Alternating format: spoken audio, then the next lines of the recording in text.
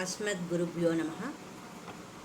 ప్రకృతిని కాపాడుకుందాం అనే సంచికలో మనము ధ్వని కాలుష్యం తెలుసుకున్నాము.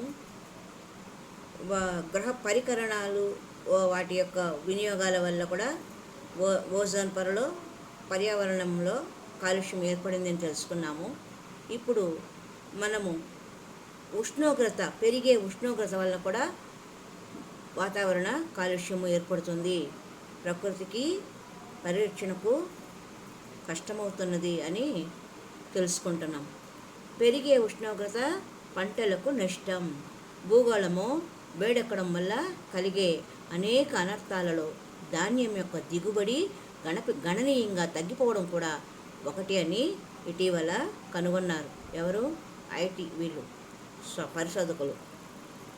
హైదరాబాద్కు చెందిన DRR directorate of rice research అనే సంస్థ గ్లోబల్ వార్మింగ్ కారణంగా వరి మొక్కల్లో కిరణజన్య సంయోగక్రియ మందగిస్తూ ఉందని, దాని ప్రభావం పంట దిగుబడిపై పడుతూ ఉందని ధృవీకరించింది.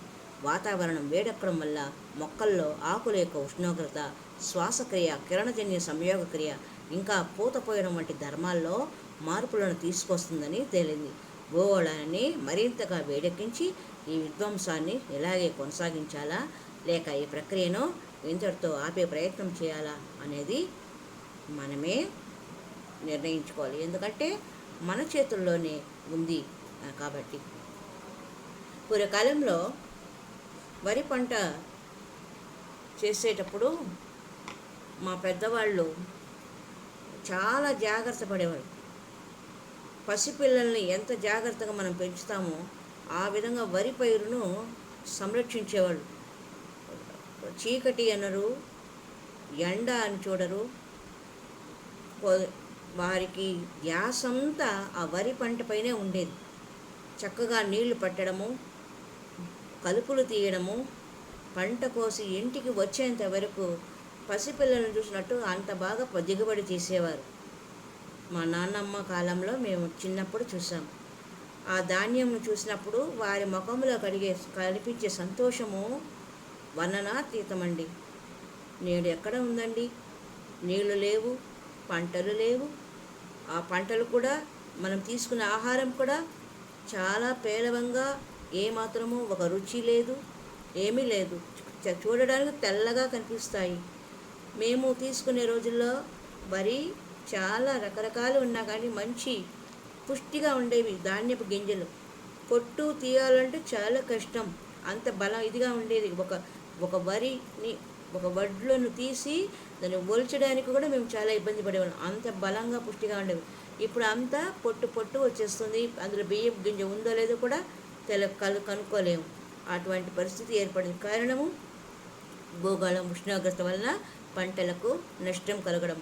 నీరు సరిగా అందకపోతే ఎంత నీరు పెట్టినా పంటకు సరిపోవడం లేదంటే ఉష్ణోగ్రత ఎక్కువగా ఉండడం వల్ల ఇలాగా జరుగుతుంది. వరి పంటకు ఎక్కువ నీరు అవసరం అవుతుంది. ఇంకా వేరుశనగ చెప్పనవసరం లేదు. వాటిని వర్షాకాలంలోనే ఎందుకు పండిస్తారంటే వాటికి ఎక్కువ నీళ్లు అవసరము. ఆ నీళ్లను వర్షం కురిసినప్పుడు మాత్రమే వారు చక్కగా దున్ని విత్తనాలు వేసి పంటలు పండిస్తారు. మెట్ట పంట అని అవి ఇవని పంజర భూమిలో కూడా పండించుకునేది అవకాశాలు చాలా ఉంటాయి. అందుకని వరి పంటను మాత్రము సాగు చేసేవారు చిన్న బిడ్డను చూసుకున్నంత కేర్ తీసుకుంటారని మేము మా చిన్న కాలంలో చూసాం. ఇప్పుడు ఏమి నేను పోవడం లేదు, చూడడం లేదు, నాకు ఏమీ తెలియదు వాటి గురించి. ఇంకా నీటిని పొదుపు, మనకి ఎప్పుడు నీటి కటకట ఉండనే ఉంటుంది. అందుకే నీటిని పొదుపుగా వాడటము అనేది మన జీవన విధానంలో ఒక భాగంగా చేసుకోవాలి. వాన నీటిని సెల్లార్లో కానీ పెద్ద సంపు లాంటి నిర్మాణంలో నిల్వ చేసి ఉంచుకోవడాన్ని వాటర్ హార్వెస్టింగ్ అంటారు. అనేక ప్రాంతాలలోని ప్రజలు ఈ పద్ధతిని ఎప్పటి నుంచో పాటిస్తూ ఉన్నారు. మన జాతిపిత గాంధీజీ కూడా తన ఇంటి వెనుక భాగంలో ఇలాంటి ఒక ట్యాంకును ఏర్పాటు చేసుకొని అందులో సేకరించుకున్న వాన నీటిని పొదుపుగా వాడుకునేవారు. నేడు ప్రతి ఒక్కరు, ముఖ్యంగా పట్టణ ప్రాంతాల వారు, తమ ఇంటి ప్రాంగణంలో ఎంతో కొంత మొత్తంలో వాన నీటిని నిల్వ చేసుకొని ఉంచుకోవాల్సిన అవసరము ఎంతైనా ఉంది. అలాగే చెట్లను బతకనిద్దాం. నేడు ఇళ్ళు కట్టుకునే వాళ్ళు చాలామంది ముందుగా ఆ ప్రదేశంలో ఉన్న చెట్లన్నింటి నిర్దాక్షిణ్యంగా కొట్టిపారేస్తున్నారు. ఇల్లు కట్టాకైనా మళ్ళీ చెట్లను పెంచాలి అనుకోరు. పైగా ఇల్లు కట్టగా మిగిలిన స్థలాన్ని కూడా బండలతో నింపేస్తున్నారు. కుండీలు తెచ్చుకొని వాటిలో ఏ పొట్టి మొక్కలో ఫ్యాషన్ మొక్కలో ముళ్ళ కంపలో పెంచుకుంటున్నారు.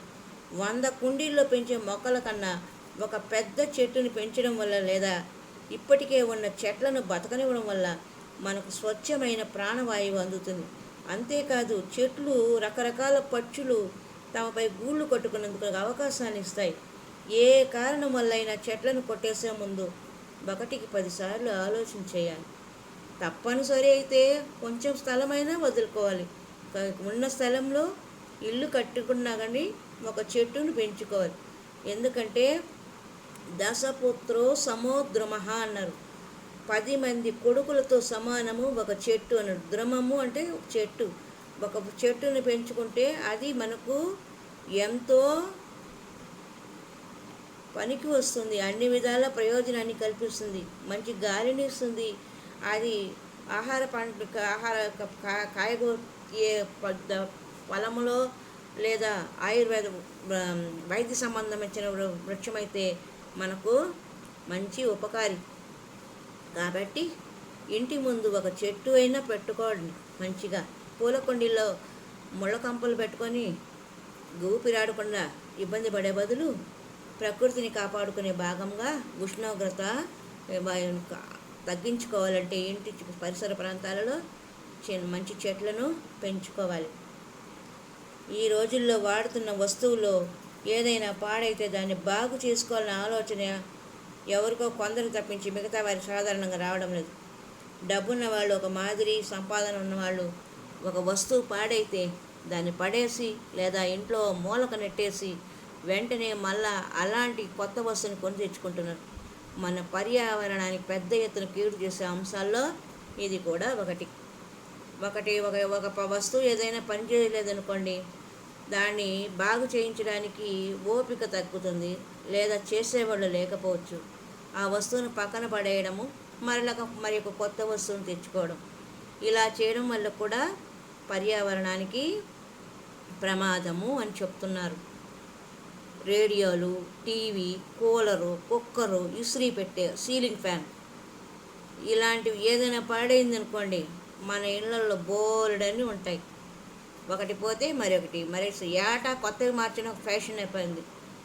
ఈ వస్తువు బాగలేదు, కొత్త మోడల్ వచ్చింది, అది తెచ్చుకుందాం, ఇంతే.